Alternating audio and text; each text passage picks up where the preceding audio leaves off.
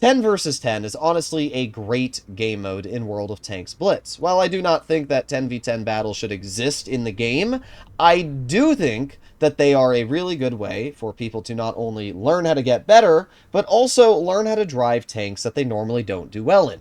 For example, let's say you suck in light tanks and you want to learn how to play a light tank better. Well, normally to do that, you're going to pull that light tank out and you're going to go play it in pubs and suffer and suffer and suffer. However, now with 10 versus 10 being available, you can put it into 10v10, mess around with the vehicle, try some plays, and if you die and suck, it doesn't matter. It's a game mode. Stats don't mean anything, so whether you win or lose does not make any difference. In today's video, I'm going to be showcasing how to do better in 10 versus 10, though, because this is a tricky game mode that a lot of people are going to struggle with, especially people that have that NA YOLOing mindset, at least if you play on the North American server. So we're going to be using the IS-4, and the reason why is because I think the IS-4 is a pretty tricky tank, and it's a good one to really see what we can do in. So first things first, look at the enemy lineup, look at your lineup. What do they have a lot of? What do they have a little of? Well, they got 3 tank destroyers, 4 mediums, and 3 heavies. So realistically, the most tanks we're going to be running into are mediums, and not necessarily heavies as much. So that's something to keep in mind. Now we can see the enemy E5 already spotted. We also got the Progetto who's backing up, which means I can get an easy shell out. So the first rule of doing well in this game mode is not over-aggressing. Okay, I thought he had shot his second shell. I really did. I really did. But I guess I'm already down 800 health. Wow. As I was trying to say, as I over-aggressed, is the number one rule you want to do in these game modes, is not over-aggress. And the reason why is because when you over-aggress, you are putting yourself in a bad spot. You are giving the enemy more chances to bleed you, and in games that are lasting longer, you do not want to be the first person to die. That's pretty common sense, but it's also very, very true. You do not want to be the first person to die in these game modes. In fact, you want to be one of the last people alive on most of the games you play. Like my Caro, for example. That player is YOLOing, for no reason. And because of that, it's giving me the advantage of playing passive and waiting for that Caro to YOLO. So what am I going to do? Well, I'm going to aim it on the E5 and get an easy shell for 389 and with the Caro distracting the enemy T1 10 E4. Oh, never mind. The E4 is still looking this way. Okay. Well, now that the E4 has turned a bit, maybe I can aim in on him, and there you go. Nice 438. Wonder if our Caro is going to dump his reserve shell for the... of course he is. Of course. You know, it must be really challenging to not dump your reserve shell.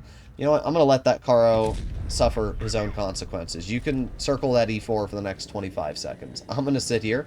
I'm going to focus more important opponents, being the enemy Sheridan, the enemy M6O, and the Jagdpanzer. Now, this is obviously going to be a loss. Gotta love Sheridan missiles, right? I'm so glad that Wargaming removed that tank from the game, to be entirely honest, because it's just... it's very hard to enjoy a tank that can shoot you behind cover. But, I mean, this game was a loss from the start. However, you'll note that I have played this game pretty well. I did not over-aggress. I never once put myself in a position where the game was going to end because I played, you know, too much of an aggressive position or something like that. I'm making sure that I'm always going to be the last one left.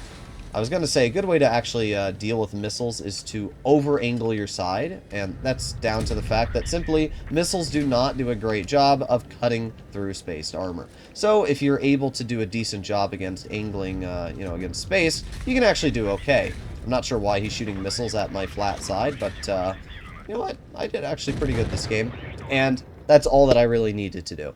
I didn't play aggressive. I did what I needed to. And because of that, even with a loss, I was able to rip out a pretty solid amount. Let's take a look at what we're working with here. We have 4,874 damage, 2,480 blocked, and put myself firmly in the top of the team by double. Now, one of the things that I don't like about 10v10 is the steamrolls. People, you know, like Bushka, for example, and I love Bushka. I think he's a great content creator, and he's one of the role models that I've looked up to for a while when it came to the start of Blitz. I don't agree with his opinion and, you know, other people's opinions on the fact that 10 versus 10 is how the matchmaker should be. I actually highly disagree. The majority of games I've played in 10 versus 10 feel like you have very little impact in what actually happens, which is why I'm making today's video, because I want people to see the kind of playstyle that you're going to have. Thank you, E6. Thank you. Thank you. I'm so glad that, thanks. So glad that I wasted a good, 5-6 seconds of my speed boost there from the E6. Welcome to Blitz, ladies and gentlemen. Welcome to Blitz. What was I saying? I was saying that I think 10 versus 10 is a lot worse than actually normal pubs. And the reason why is because of the fact that we've got all these autoloaders that already saturate the game. And, well, they're Sheridan missiles and everything like that. But, yeah, I think it's just the fact that with all the autoloaders and all these cringe vehicles that saturate the game, definitely makes these battles even less fun when you're having an additional 3 people on each team. Ideally, I'd love it if the games lasted longer, but a lot of the times you get games like this where, like, 2 people will go alone over here, and then the rest of the enemy team will go all the way over to the other side. Now, why that regressor decided that it was a good play to drive over the ridgeline, I cannot tell you, actually, because you're dead now, so great job, I guess, but we're doing pretty good. Again, notice how I'm never playing aggressive. Like, yes, technically, I am the most aggressed on my team. But I'm not putting myself in any position where I need to worry about being pushed. I have plenty of teammates behind me, and I'm holding. Because that's what you want to do in vehicles like this. You want to make sure that you are playing passive, that you are not bleeding your health, because there's still, what, 7 tanks left on the enemy team? So even though it feels like this game has gone on for a while, which it has, there's still quite a bit left to do. We're absolutely butchering that Type 71, though. My refined gun is actually doing its job, and, well, I can't complain. Not sure why that 2 and 5B decided to just do that, but good job, bro. So we can see a complete opposite example of the previous game, right? So the last game we played, teams sucked, fell apart in the first, like, 20 seconds.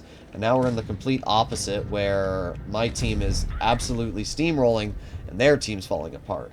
So, yeah. This game, even if I did literally nothing, still most likely would have been a win.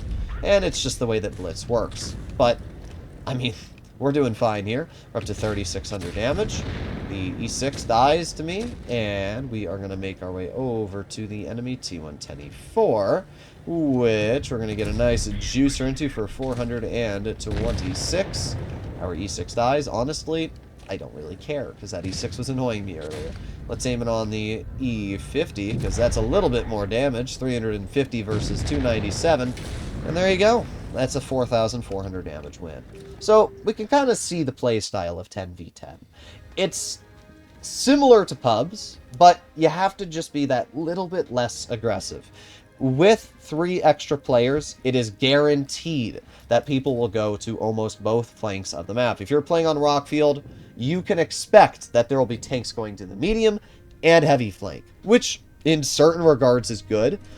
I think right now the problem is the matchmaker just isn't designed for 10 versus 10, so it's not great at balancing out the games. But I think if Wargaming did actually put effort into it, it would be quite fun to have the games like this normally. But obviously, with the way statistics are, average damage, and everything else like that, it's nearly impossible to actually implement 10 versus 10. Because all the stats that I've ground on these accounts would be virtually useless if Wargaming decides to just change them, right?